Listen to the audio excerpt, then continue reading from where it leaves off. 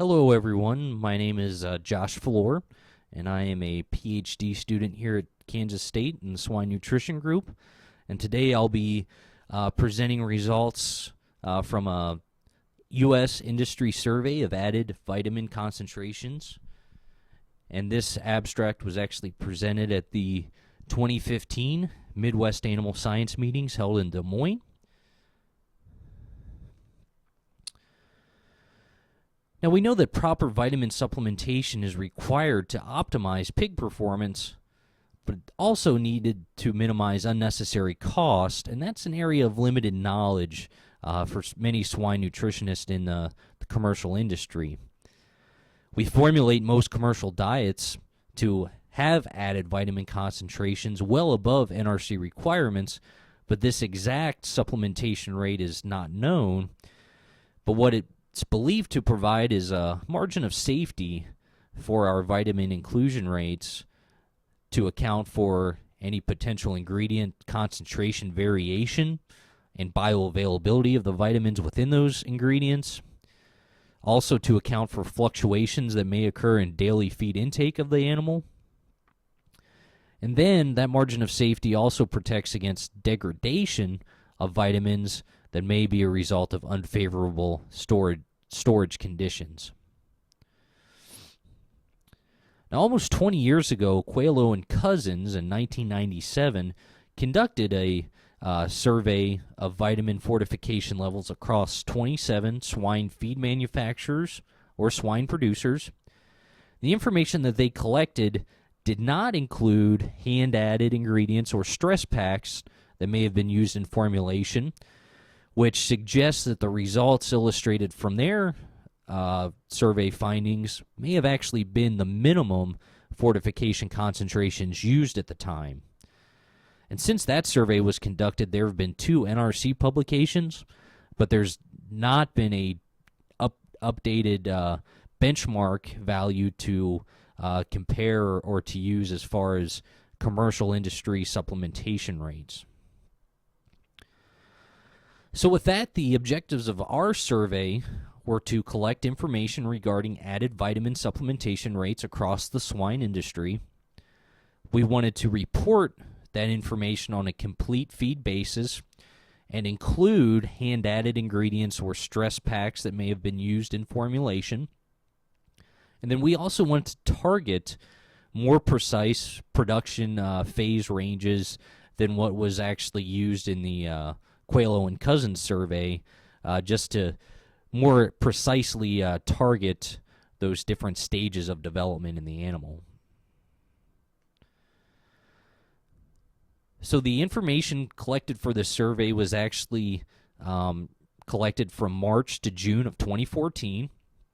Again, this is actually prior to Midwest meetings in 2014 was when I started initiating conversation with a nutritionist to collect information. The subjects of our survey were U.S. swine producers.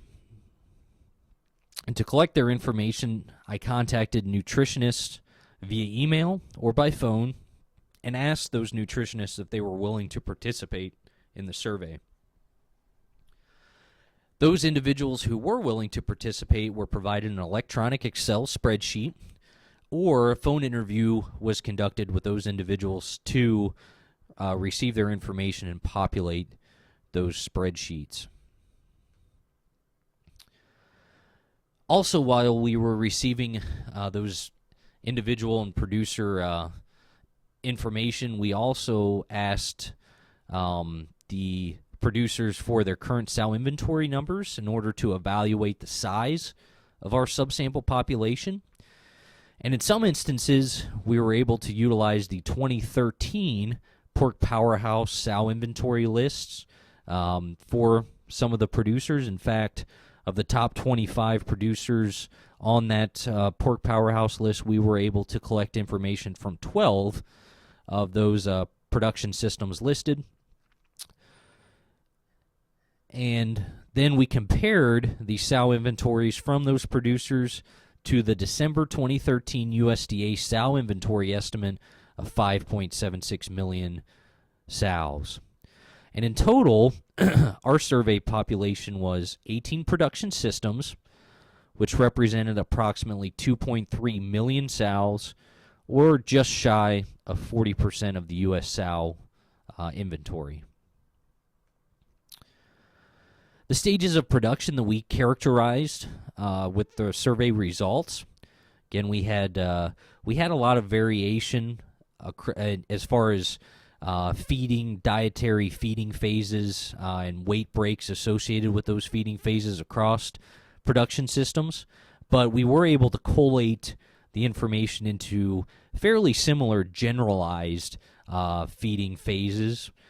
And for nursery pigs, we broke the survey down into results for phase 1, 2, and 3 within the nursery, which we characterized as anywhere from 5 to 7 kilograms, 7 to 11 kilograms, or 11 to approximately 25 kilograms.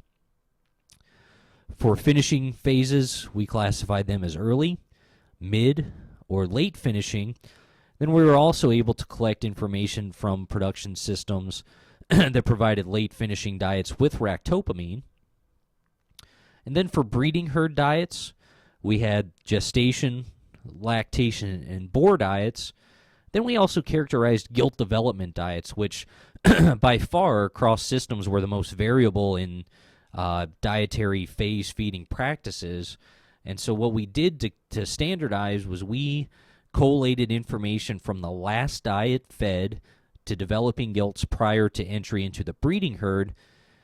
And there was one production system that actually fed the same diet from 20 kilograms to breeding, and so that would represent the largest weight range associated with that dietary phase.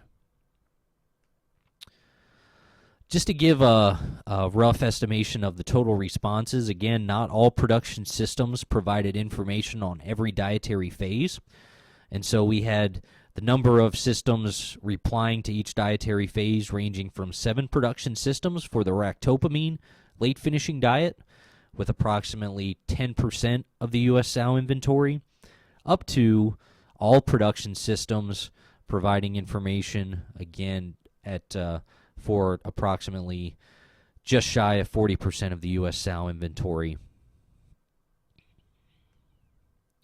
The nutrients of interest in the vitamin survey included fat-soluble vitamins A, D, E, and K, water-soluble vitamins thiamin, riboflavin, niacin, pantothenic acid, pyridoxine, cobalamin or vitamin B12, biotin, folic acid, choline, vitamin C, and then also vitamin-like nutrients including betaine and carnitine. Now, in the survey, we actually reported our results in a variety of ways. Not only do we have the number of participants providing each nutrient within each dietary phase, but we also determined the average, the standard deviation associated with that average. And then we calculated the minimum supplementation rate, the 25th percentile, median, 75th percentile, and maximum supplemented rate.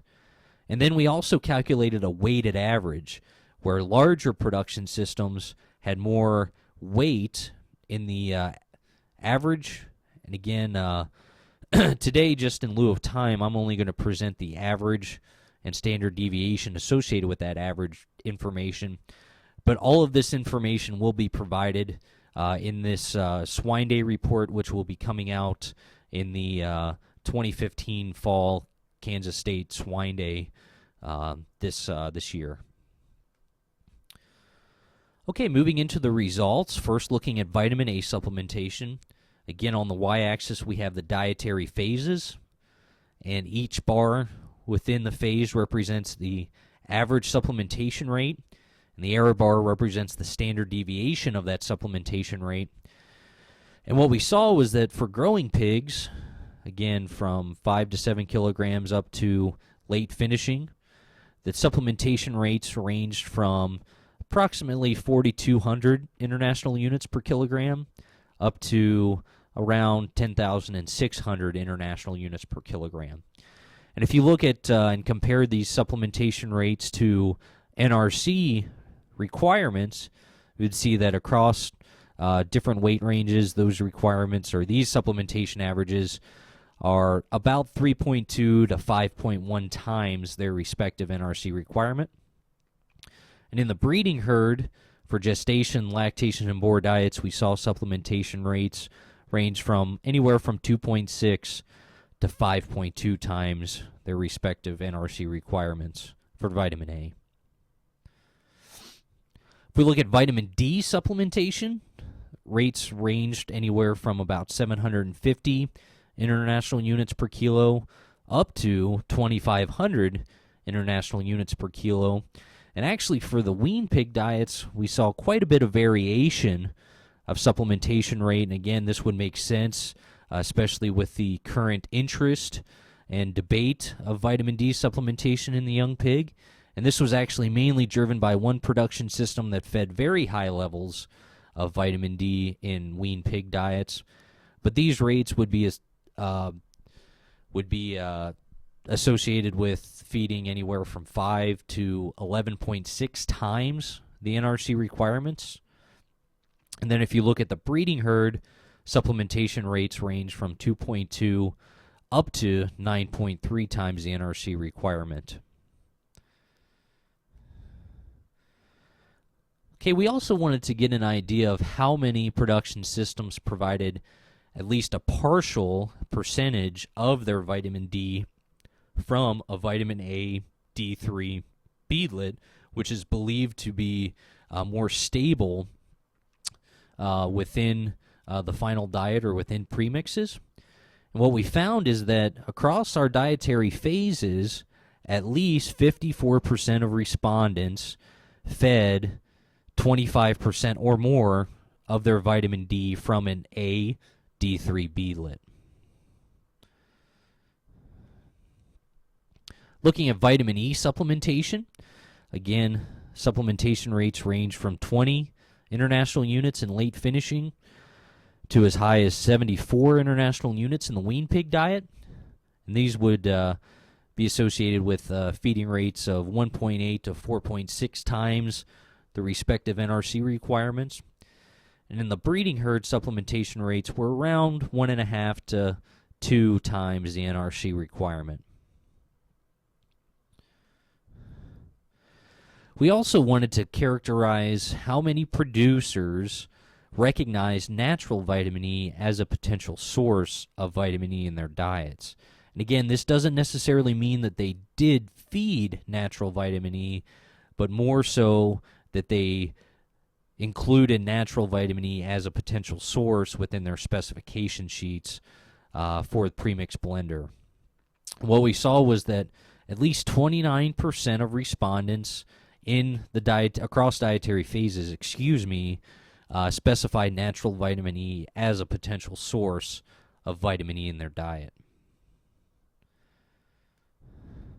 Looking at vitamin K supplementation, again, for the growing pigs, supplementation rates range from 3.6 to 7.8 times the respective NRC requirement. And in the breeding herd, supplementation rates were around 7 times the NRC requirement. Now we'll move into the water-soluble vitamins, and I've summarized these in tables. But what I've got is for each nutrient, each vitamin, I've got the average supplementation rate and the standard deviation associated with that average. And here in this table, I've got riboflavin, niacin, and pantothenic acid. And for riboflavin and pantothenic acid supplementation, we saw ranges of about 2 to 3 times the NRC requirement for those two nutrients. And for niacin, we saw supplementation rates anywhere from 0.7 to 4.6 times the NRC requirement. And again, we believe that the reason that some production systems were supplementing below NRC requirements were due to the increase in the requirement as we went from the 1998 to the 2012 NRC requirement. That increase was from 10 milligrams per kilogram up to 30 milligrams per kilogram for growing pigs. And so some of these finisher diets were actually below that requirement of 30 milligrams per kilogram. Okay, looking at thiamin, pyridoxine, and vitamin B12. Again, not all production systems provided thiamin or pyridoxine, so I've also incorporated the percentage of respondents who supplemented those nutrients within each dietary phase. We can see that when thiamin was supplemented, it was supplemented at a rate of 1.9 to 3.2 times the NRC requirement. For pyridoxine, that range was from 0.5 to 3.4 times the NRC requirement. Again, all producers supplemented vitamin B12 across diets at a range of 2 to just shy of 4 times the NRC requirement. Okay, looking at biotin, folic acid, and choline. Again, not all producers supplemented these nutrients, but for biotin, when it was supplemented from 1 to 7.1 times the NRC requirement. Folic acid was supplemented at 1.3 to 6.3 times the NRC requirement. And choline was supplemented anywhere from 0.4 to 0.6 times the NRC requirement. And we believe that this was due to other ingredients that would have provided choline as well in the diet. Okay, the other vitamins and vitamin-like nutrients we were interested in the survey. Vitamin C was supplemented at a rate of 245 milligrams per kilogram by one producer in breeding herd and phase 1 nursery diets.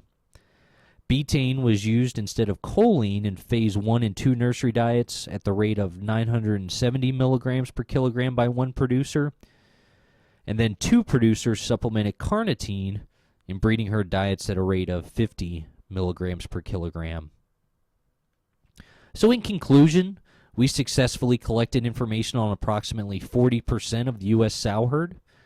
Ultimately, what we found was that there is quite a bit of variation in the use of added vitamins in the swine industry, and we hope that with this survey, this can provide a template for future research designs examining supplementation rates of vitamins across various phases of production, and again also provide a benchmark of current industry usage of added vitamins. So with that, I'd like to thank all the production systems that participated in the survey, and also the faculty here at Kansas State for their support on this project. Thank you very much, and thank you for your attention.